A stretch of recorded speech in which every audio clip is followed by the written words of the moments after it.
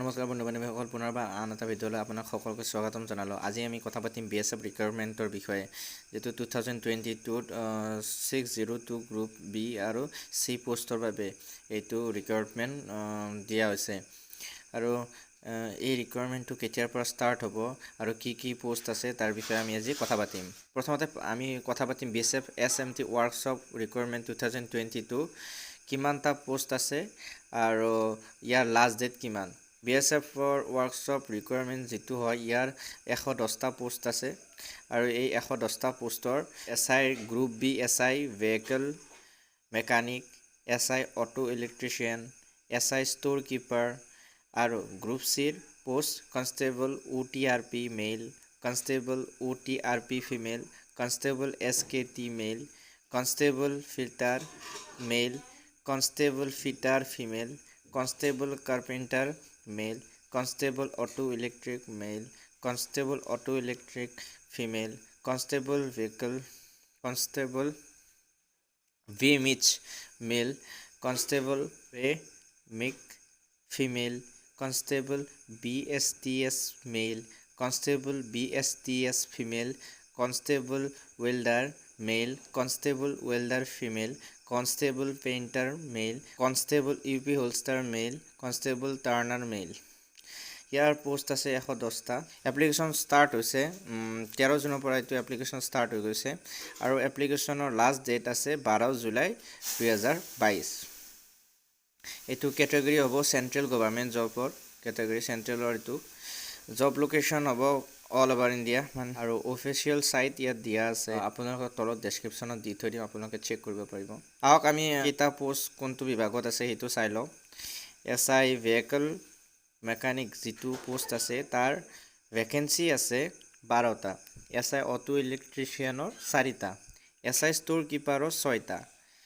তাৰপিছত গ্ৰুপ চিৰ পোষ্টবোৰ আছে কনষ্টেবল OTRPৰ মেইল আছে পোষ্ট 8টা, কনষ্টেবল OTRP ফিমেলৰ পোষ্ট আছে 1টা, কনষ্টেবল SKT মেইলৰ পোষ্ট আছে 6টা, কনষ্টেবল ফিটাৰ মেইল আছে 6টা, কনষ্টেবল ফিটাৰ ফিমেল আছে 1টা, কনষ্টেবল কাৰ্পেণ্টাৰ মেইল আছে 1টা, মেইল 4টা, কনষ্টেবল অটো ইলেক্ট্ৰিচিয়ান মেইল আছে 9টা, কনষ্টেবল অটো ইলেক্ট্ৰিচিয়ান ফিমেল আছে 1টা, কনষ্টেবল VMH মেইল 17টা, কনষ্টেবল VMH মেইল ফিমেল 3টা, কনষ্টেবল BSTS মেইল 6টা, কনষ্টেবল BSTS ফিমেল 1টা, কনষ্টেবল ৱেল্ডাৰ মেইল 10টা, কনষ্টেবল ৱেল্ডাৰ ফিমেল 1টা, কনষ্টেবল পেইণ্টাৰ মেইল 4টা, কনষ্টেবল UP হোলষ্টাৰ মেইল 5টা, কনষ্টেবল টাৰ্ণাৰ মেইল 5টা। টোটেল পোষ্ট হৈ গ'ল ইয়াত 110টা। ইয়াৰ এডুকেশ্যনেল কোৱালিফিকেশ্যন আৰু এক্সপিৰিয়েঞ্চ কি লাগে এইটো আমি চাই লওঁ। SR যিটো vehicle mechanic, SR auto electrician আৰু SR ষ্ট'ৰ কিপাৰৰ বাবে মিনিমাম 3 ইয়াৰ বা 3 বছৰৰ diploma in automobile engineering, mechanical engineering and auto electrical engineering হ'ব লাগিব, ডিপ্ল'মা থাকিব লাগিব ইয়াৰ।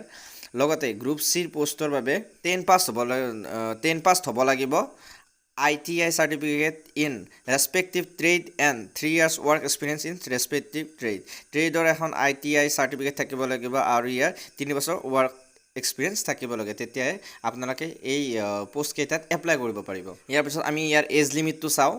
এজ লিমিট SIৰ এজ লিমিটটো হ'ব 30 বছৰ আৰু মেক্সিমাম 30 বছৰ হ'ব আৰু গ্ৰুপ চিৰ পোষ্টকেইটাৰ নাম 18 পৰা 25 বছৰৰ ভিতৰৰ ল'ৰা ছোৱালী এই পোষ্টকেইটাত এপ্লাই কৰিব পাৰিব। আৰু পোষ্টৰ চেলাৰীৰ বিষয়ে আমি অলপ কথা পাতোঁ।